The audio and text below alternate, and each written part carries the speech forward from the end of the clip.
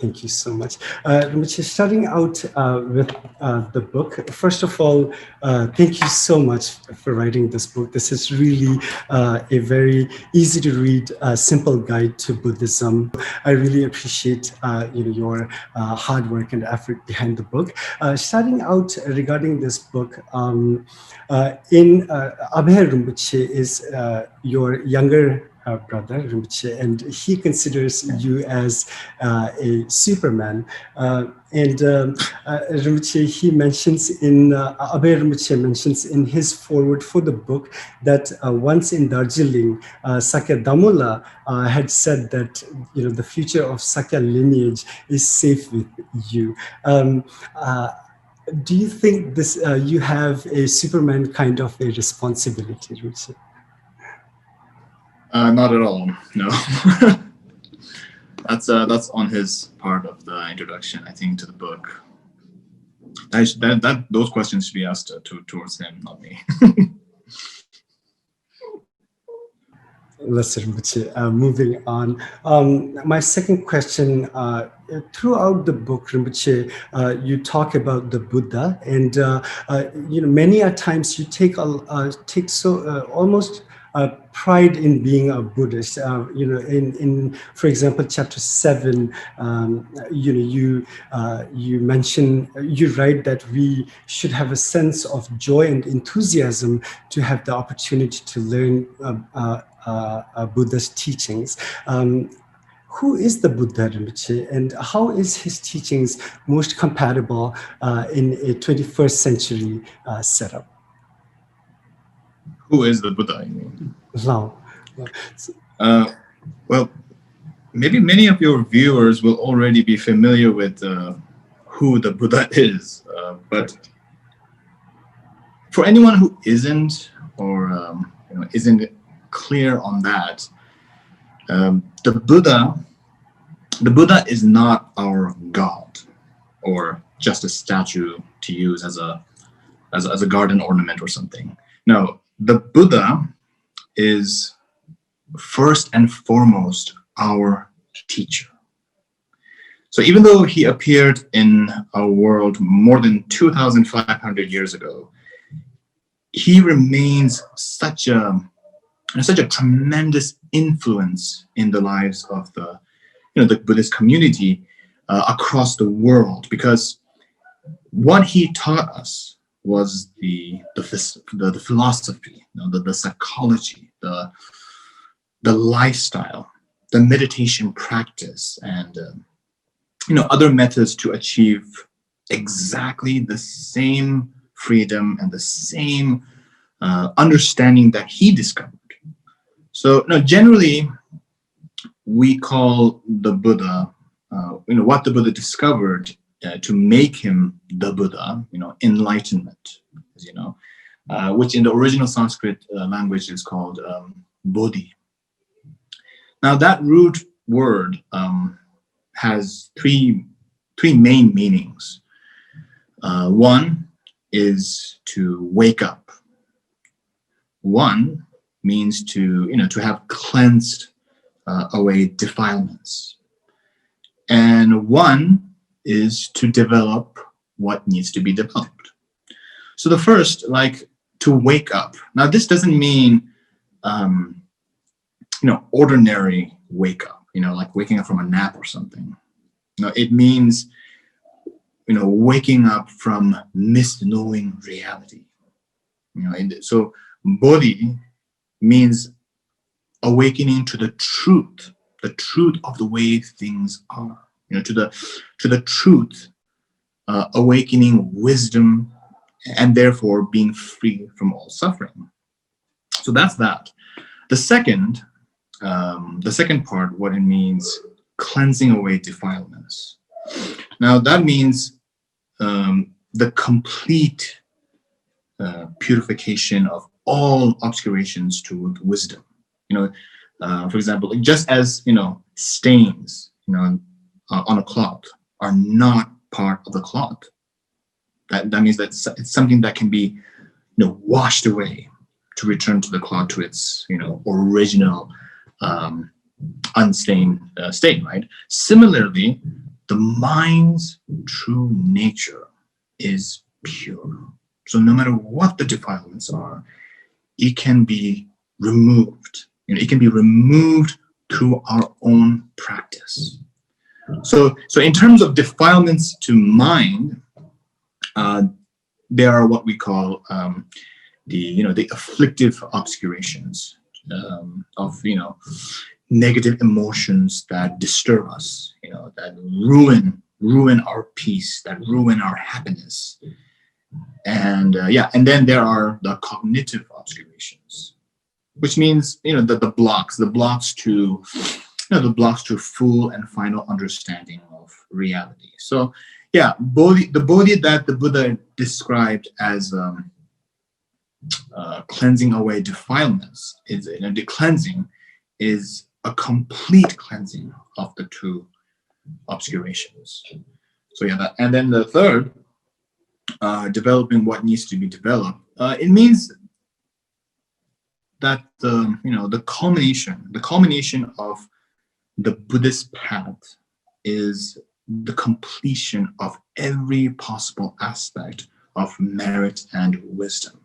So that means compassion, the knowledge, the abilities, the qualities. Every other quality is perfectly complete to be an optimum capacity to help, to benefit all sentient beings who are suffering. So the Buddha not only realized this this bodhi, this enlightenment, but he gave a huge amount of teachings for all of us to reach that same realization of our human potential. So that's why we have so many different rituals, so many different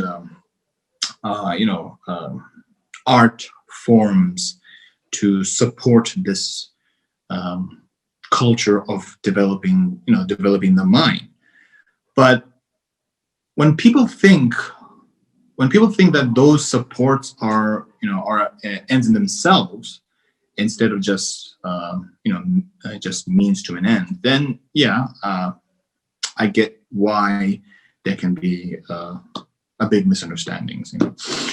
So the system of Buddhism that developed in Tibet and the Himalayas is actually incredibly relevant still now, because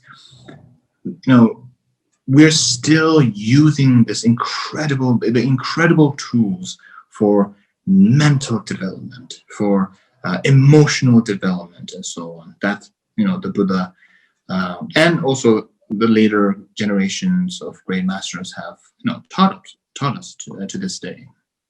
So yes, that's it.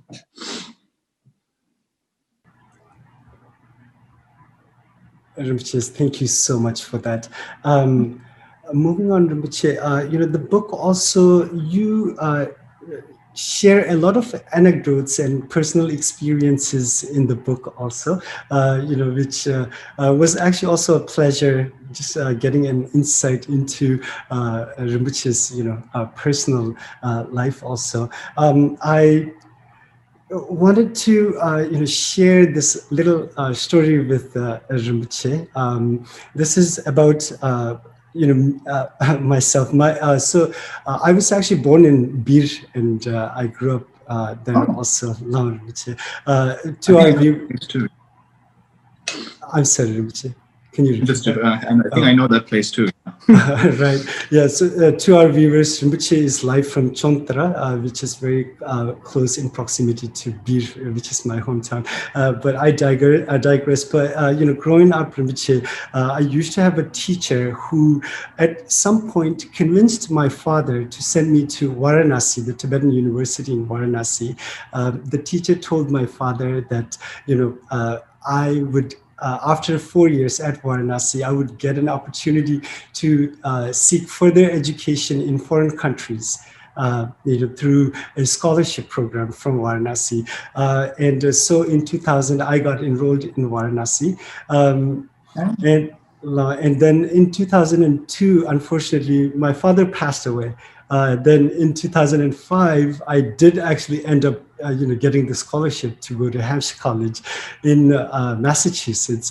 Rinpoche, even today, when I think of, things that kind of saddens me, every once in a while, I feel like that reality that my father could not see the accomplishment that he wanted to see, so that kind of saddens me every once in a while. Rinpoche, in your book, you mentioned that to write this book is more or less a wish of your grandfather, Rinpoche, and you published the book in 2019, but Dachen Rinpoche went into parinirvana in 2016. I was just wondering, Rinpoche, do you have any sadness about that?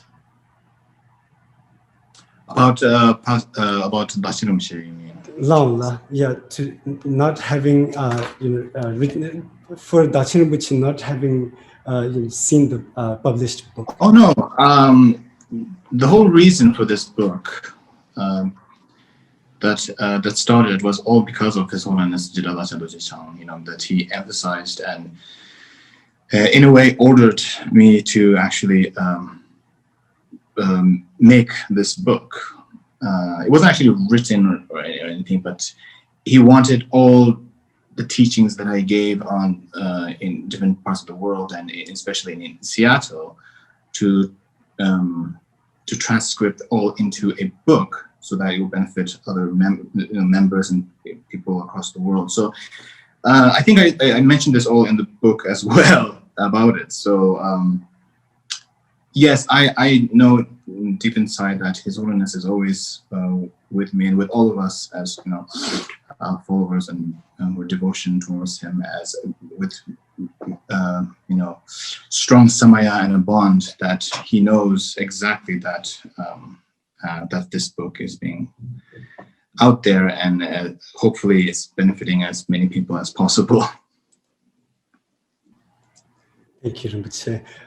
Now, again, one of my favorite parts about the book, Rinpoche, very quickly, is when you talk about ignorance versus misinformation.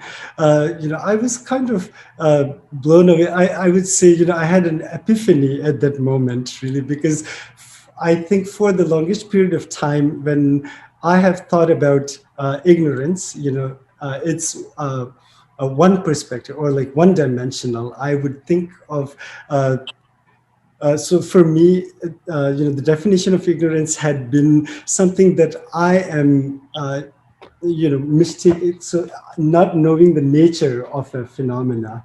That's usually the definition of ignorance that we give. But Rinpoche also talk about misinformation, where not only not knowing the nature of a phenomena, but also having a misinformed perspective of that phenomena. Am I right, Rinpoche, on that? It's more a misknowing. I wouldn't use too much of the word ignorance. So misknowing, as I mentioned earlier, that what the Buddha, one of the teachings about is, developing the wisdom to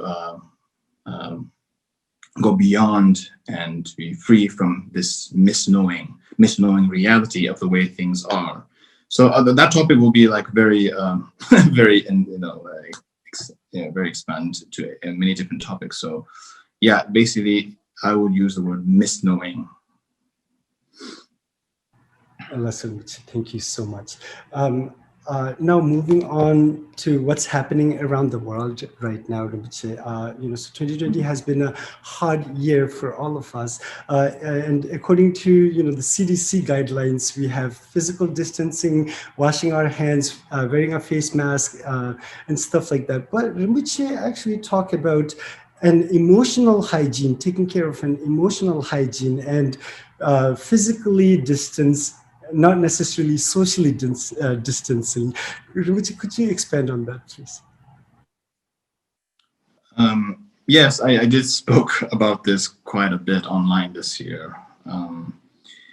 We can call it whatever we want, but the point is that even if we need to observe strict, physical distance, we don't need to be socially distant in terms of maintaining a meaningful and supportive communication with others.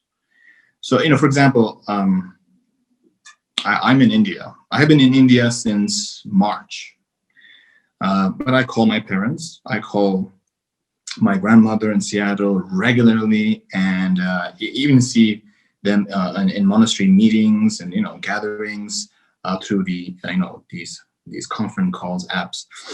And then there's quantity of contact, but more important is quality, which is supporting each other in our real well-being. So yes, physical hygiene and safety measures, medicine and so on, very important. And yeah, they help our health, our physical well-being and so on. But we also need to support each other in emotional and mental well-being too. So, and the most effective way that I found is through studying and practicing mind training teachings of Buddhism. So even for people who are not Buddhist practitioners, we can still support each other by promoting the universal principles to have, to how to have a calm, how to have a compassionate mind and so on. So yeah. Thank you, Rinpoche, again. Now moving on to finding the right teacher and maintaining a bond with a teacher, which you also talk about that in the book. Like, how do you to improve practicing Buddhism? How do you find a teacher and stick with them? The Buddha actually, he encouraged us to become our own refuge, to become our own teacher. So to practice, to reach the same enlightenment, the same liberation that he did. So to reach that goal, of course, we have to learn, we have to practice. So for that, we need a teacher to guide us. So yeah, finding the right teacher is very important, because he or she will guide us, on the most important and effective aspects of the path that we need to develop. For example, we may be really interested in Buddhist philosophy, but not know how to meditate properly. And some a different individual may really want to commit to meditation practice, but not know enough of the the philosophy for it to actually bring about the correct understanding. So a good teacher knows the skillful means that are right for us. So yeah, it's not enough to just follow a Buddhist teacher because he or she has titles or fame and so on, but we can only develop trust if their knowledge, if their teachings, their example, have an effect on us. So yeah, at first, we can go to talks by any qualified teacher, and definitely we should never rush, but carefully review, carefully examine what they're saying and how they're behaving. If we feel inspired, if we feel devotion then that's great, that's good. But most important is to feel that their teachings are really helping us. They're really helping us to really train our minds. So if their teachings help us to awaken wisdom and compassion, then we know we have found the right teacher, our true teacher. Yeah. Thank you again for that, Rinpoche. Rinpoche, your presence on the social media, your little videos on Facebook and YouTube, your work in the society with Marichi Fellowship, do you think these are, do you consider these as, skillful means to connecting with your students, Rinpoche? Sorry, you mean the Marichi Fellowship? Correct. The Marichi Fellowship. Oh, okay. I mean, it's everything that we've been talking about, really. It's something that I actually set up at our Sakya monastery nearly 3 years ago, as a way for us to work together, helping those in the community as part of our Dharma practice. We have T-shirts, in fact, that says putting the Dharma into action for the benefit of all.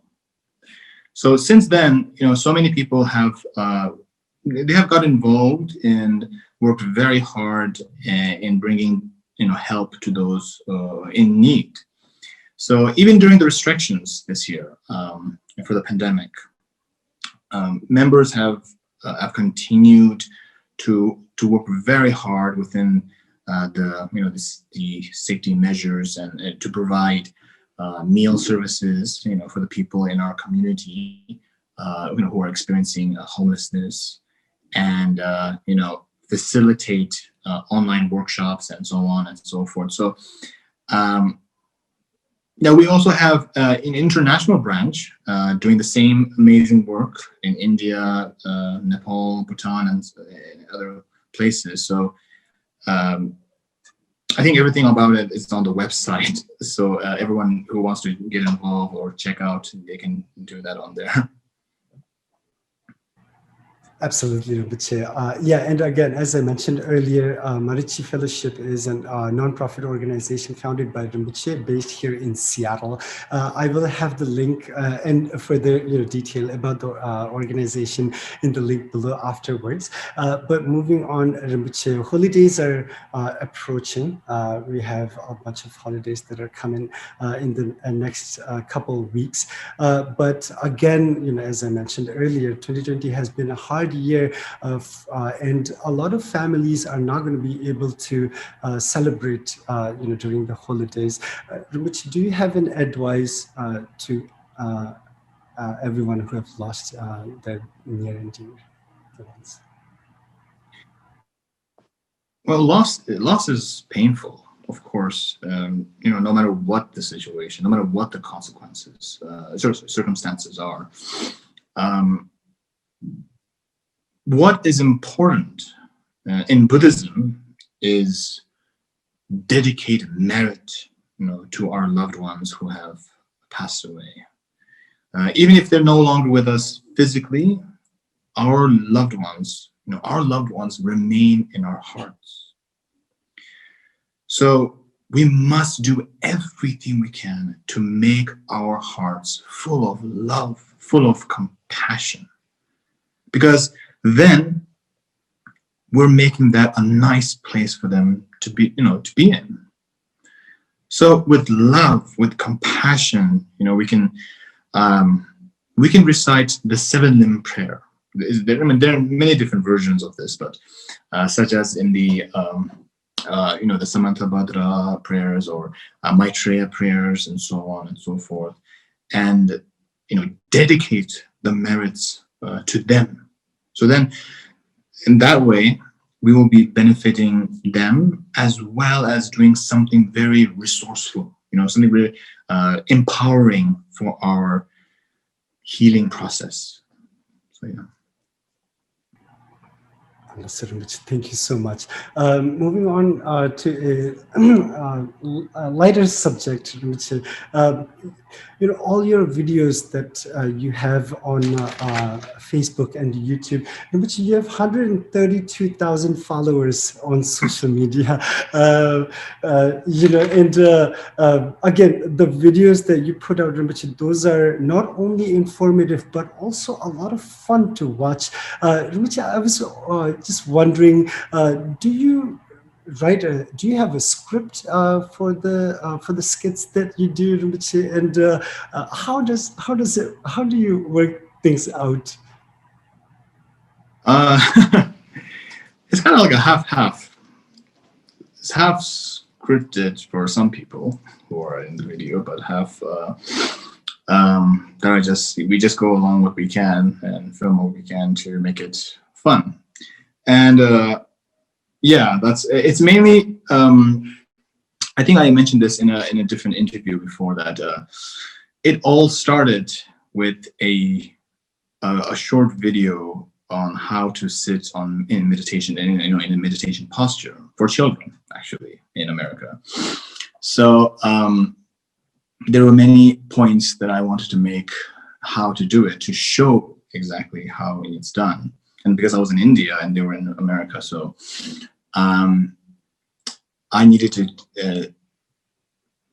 say how it's done and do it at the same time. So instead of me doing both, I had one of my friends called Gompo to get involved and show exactly. And the way he's doing all the postures, and the expressions, those are pretty much, most of them are quite natural, the way how he acts. So we never actually, the first one, we never actually did anything to make it, deliberately. It was all kind of improvised, and because we were not that time, we didn't have an idea of posting it or sharing it online to the public. It was just for these young children who wanted to learn. And then once we shared it, so once we sent it to America, and one thing led to another, people said that they wanted to show this to other people. So then it got to a large amount of people who got interested and wanted to learn more. So that got me thinking and got enthusiastic if I can actually teach in a way that can make people understand easily, but also have a little fun and get a little entertained, let's just say. So then the questions start coming up, how to meditate. And then one thing led to another. We have a few other teachings, and so the Buddhist teachings that I try to show it in a way that's entertaining and fun, but also very easy to understand. And it's not like a regular thing that I do. It's just time to time when I have the time. I like to make these things to help more people. But most of the time, I'm a little busy with other things. Of course, Rinpoche. And again, those are so much fun to watch, Rinpoche. And I have to say, Rinpoche, Gombo is such a natural actor, and I think he's everybody's favorite, Rinpoche.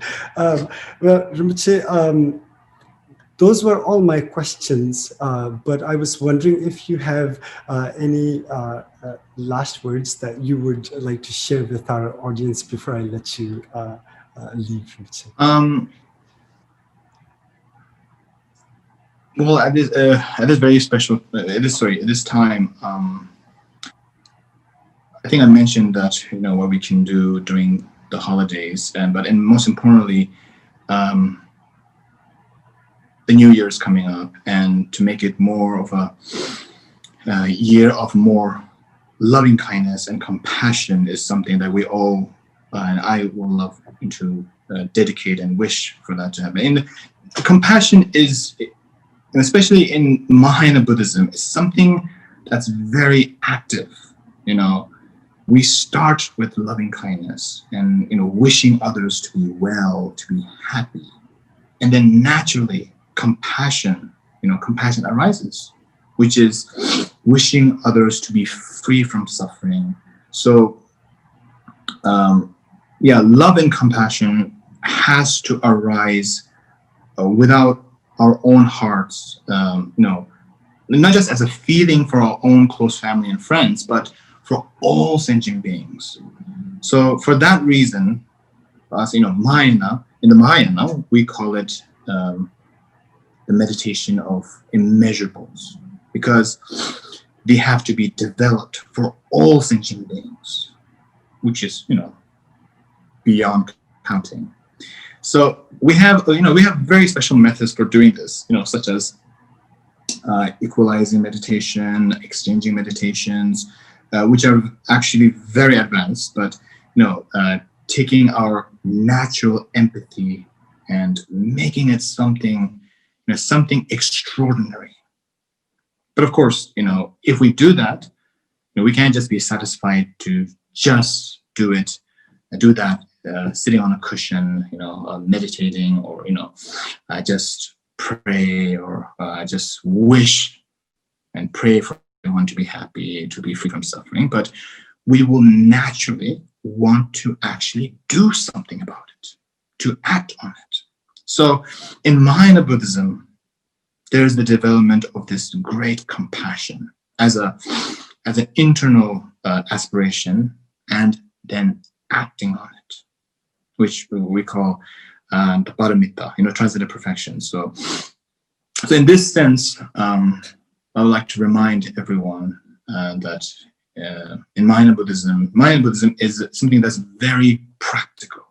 The Dharma itself is something that's very practical and doesn't see what we do and how we live in the world as something separate from our spiritual practice, but rather an integral part of it.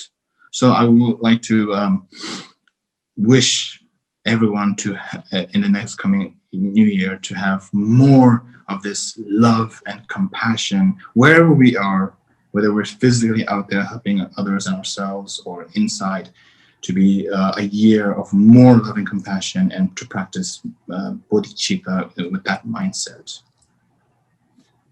Thank you so much again.